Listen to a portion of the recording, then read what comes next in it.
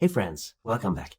In the last video, we have set up our data model, so importing the data and also managing the relationships in the model view. And now it's time to create our first base measures in Power BI, which you can later use for different kinds of DAX calculations. Before that, I highly encourage you, if you have not done so far, to save your file. So click on the save disk or press Ctrl S and just name it properly. I already did that and called it Power BI course file, because this makes sure that all the progress we have done so far is saved, like importing, cleaning the data, and also set up the model relationship. So next, let's actually start creating our measures. And for that, I first like to create a separate table, and this table will contain all our measures which we create during the course. So if you have taken the first masterclass course, you probably know how that works.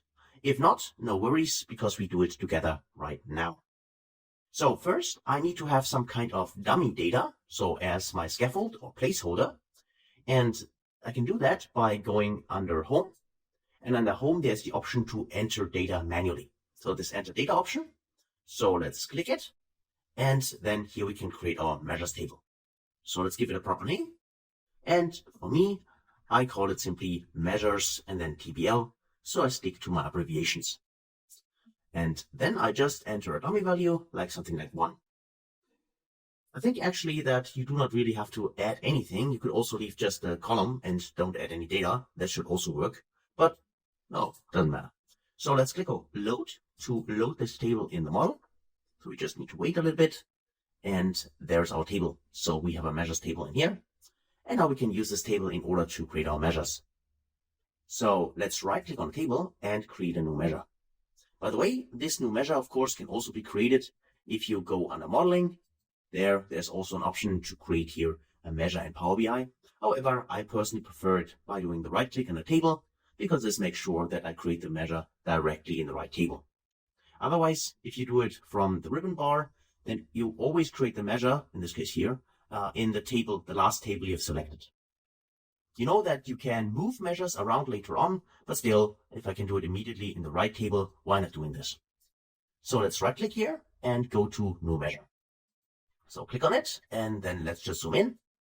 And our first measure will be our total sales. So I'm referring to total sales. Sales is equal to, and then I personally like to go to a new line, pressing Shift Enter. Of course, you can write it also in the same line. It's up to you. Just a personal preference of mine. And now for that, what we need is we need to iterate our sales table. Because in the sales table, or in our case, the orders table, that's what we named them, actually we have various columns, and 2 of those columns is the amount which has been sold to the customer, and also the selling price, which we have for the customer, or which the customer paid us. So to get now the total sales, what we need to do is we need to go row by row through the orders table, multiply those 2 rows together, and at the end, we sum all of them up. It's kind of the same as in any other kind of tool, like Excel, for instance. So for that, we have so-called iterator functions in Power BI and in DAX. And most iterator functions have an X at the end. This is how you can recognize, okay, that is an iterator. And an iterator function always iterates over a table, meaning it goes row by row through the table, and then it does some aggregation. So because we want to sum up those values, we use the SUMX function. So SUMX, and then press Enter, or in this case, Tab. And then you see here, if you press Delete key, you can see here the description. So SUMX is an iterator function. And one thing which all iterator functions have in common is they always have the table as the first argument. Because the function itself needs to know, okay, which table should I actually iterate over? So in this case, it is our orders table. So I can simply write orders, TBL. And then for this table, we need an expression. So this is what is evaluated for each row in the table. And because it has a context, in this case a row context for each table, we can then simply refer to the specific row in the column and the row, so the cell inside the row. So that means if I search for any kind of column name in my orders table, I can find it. So if I search for amount, for instance, you see that I can reference the orders table amount. And then I can simply multiply this using the star symbol by, in this case, the selling price. There's the selling price, here it is. And then we can close parenthesis, and this is actually the formula we need. So one more time, it is an iterator function. We can clearly recognize this with the X at the end. So whenever you see this for formulas in Power BI, you know they are iterator functions. And if you know that a function is an iterator function, you also know that the first argument is always a table, because the function needs to know which table should I actually iterate over. So meaning going row by row through this table and then evaluate something. So in this case, we have our iteration, and then of course we need some kind of aggregation. So after this is evaluated for each of the rows, we do have a sum. So we want to sum it up. And by the way, there are various iterator functions. There's also, for instance, a max x iterator function. There's a min x iterator function. There's an average x iterator function. So all these iterator functions do some kind of aggregations after they have evaluated this expression. So now enough said. Let's just evaluate that. Let's press enter. And now we have here our total sales measure.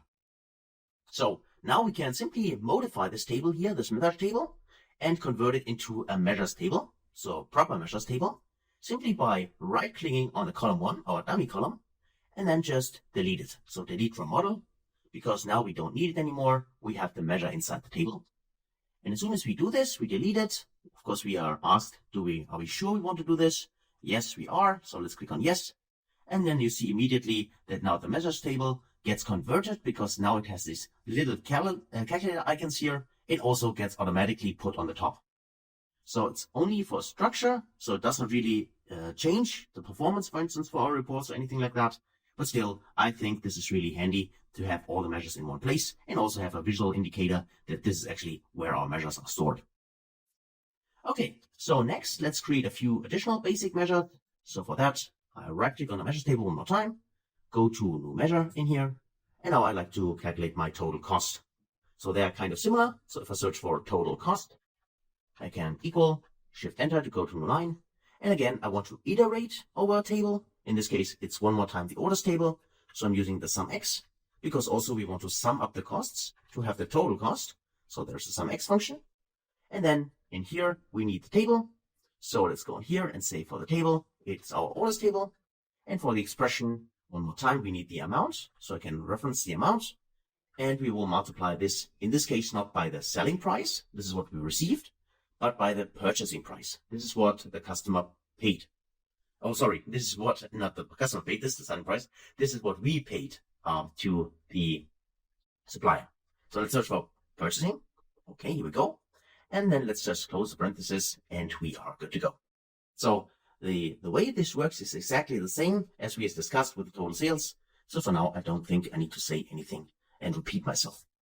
So let's actually press enter and evaluate that. And we also got the total cost.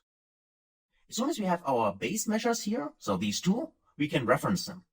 And that's quite easy, because in order to calculate, for instance, the total profit, all we need to do is right click, new measure, and then say this is our total profit is equal to, and then I can simply reference those measures and say this is total sales. You can see that we can easily reference them, and we subtract here the total cost like that.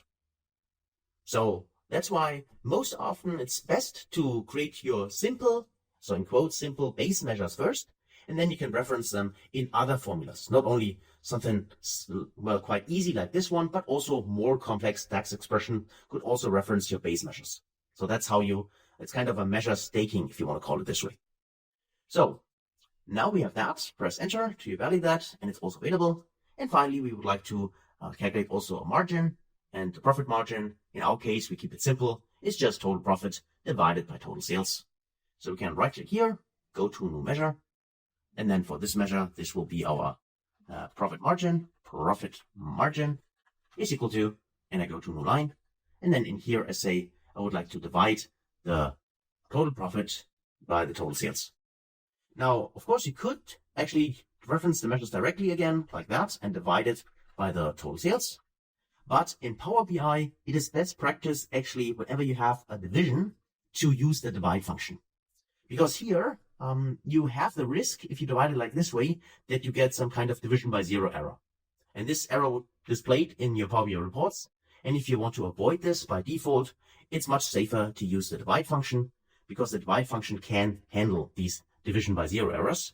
So if you instead use divide, then you can see you have a numerator, a denominator, and you can also specify an alternate result.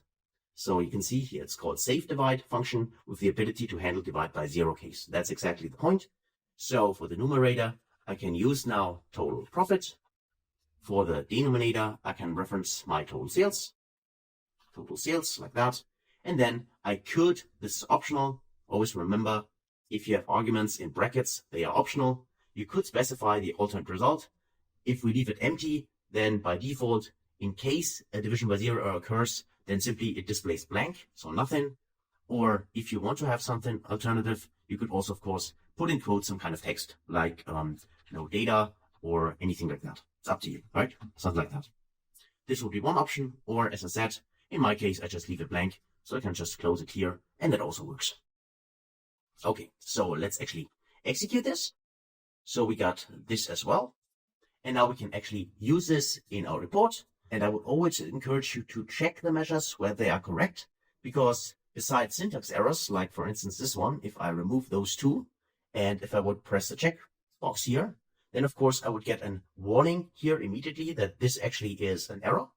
But if I actually write a correct formula like that, total sales, of course I need to get rid of the parentheses like that. Here we go. Then of course the DAX formula might be correct, but still the value might be wrong, right? That's also a good practice actually to have maybe a small little table just to check that the values are correct. So if I go, for instance, to my orders table in here, I have here a category. So if I check the category here, and let's make this a little bit bigger. So the formatting option currently is still not there. This will be available probably in one of the next updates. But for now, I need to go to the View tab. And then I also click the formatting, so it appears here on the sidebar. And then I can go to the value section in here and just increase the size to, let's say, 14, like that. So we can see this better.